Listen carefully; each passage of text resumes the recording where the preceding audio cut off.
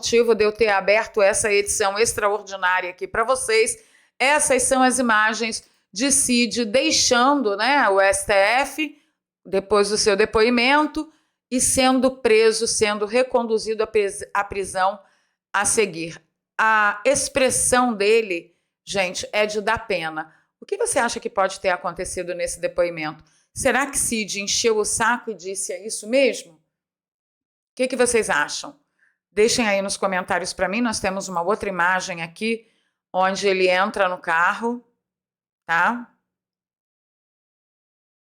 Ó, sendo reconduzido à prisão. É de dar pena, realmente, um homem com uma vida inteira pela frente, uma carreira magnífica, está do jeito que ele está. Aí o Eduardo Girão, ele colocou um post que eu quero dividir com vocês, que é o mínimo do mínimo do mínimo, né? Olha que importante que ele falou. Numa semana em que um diretor da PF vai ao Senado Federal e revela que dezenas de milhares de pessoas são monitoradas por suas opiniões políticas e, diante do áudio do senhor Mauro Cid, um grupo de senadores vai propor uma CPI para investigar as acusações de crime nas apurações do STF a cargo da PF, o relato de um ex-ajudante de ordens do governo anterior é muito grave e parece ser mais crível ainda devido à espontaneidade por ele ter gravado o áudio quando ele estava solto. O que o senador Girão está falando para você nesse exato momento? Que o vazamento desses áudios de Cid falando enquanto estava solto, da pressão e da chantagem e ameaça que ele estava recebendo para falar exatamente o que a narrativa pronta, supostamente, do STF queria, ensejou um desejo de abertura de CPI para investigar o STF, o que já deveria ter acontecido há muito tempo, desde a época da instalação da ilegal, do ilegal inquérito das fake news. Eu não sei onde que o Senado estava com a cabeça que se deixou chegar nesse ponto, onde a gente está vendo a professora de 71 anos condenada a 17 anos de prisão, 14 anos de prisão, né? Então vamos continuar aqui. Pelo menos começaram a se mexer. O senador Girão continua. Mauro Cid imputa crimes de constrangimento ilegal, falsidade ideológica, prevaricação e abuso de autoridade à Polícia Federal sob o comando do Supremo. Em bom português, ele afirmou que há intimidação com o objetivo de confirmar uma narrativa política. E fica a pergunta: por que um mesmo delegado faz os interrogatórios? Não houve distribuição ou é designado? Os interrogatórios são dirigidos? Os fatos precisam ser cabalmente investigados para confirmar ou desconfirmar as acusações. A apuração é possível, já que todo depoimento precisa ter sido gravado por força de lei. Não cabe ao próprio STF investigar a si próprio e não haveria a mínima isenção para isso. É ou não é o que nós estamos repetindo desde a época dos primeiros avanços sob o Terça Livre e Alan dos Santos? É ou não é? Senado, cadê você? Senado, cadê você? Senado, cadê você? Fecha essa pocilga, fecha essa birosca. Para que a gente tem Congresso?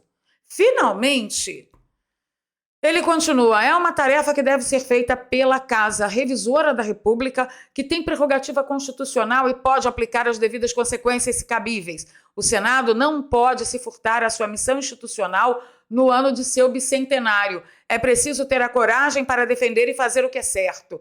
Essa CPI é necessária para passar a limpo os abusos que o STF é acusado de cometer e que poderia macular também a imagem de uma instituição bastante acreditada pelos brasileiros como a PF. Foi época, viu, senador? Nem sei se dá para salvar mais, tá? É para proteger as nossas instituições e o Brasil que precisamos buscar a verdade, paz e bem. Termina ele com um post da atualização da nova prisão do coronel Mauro Cid.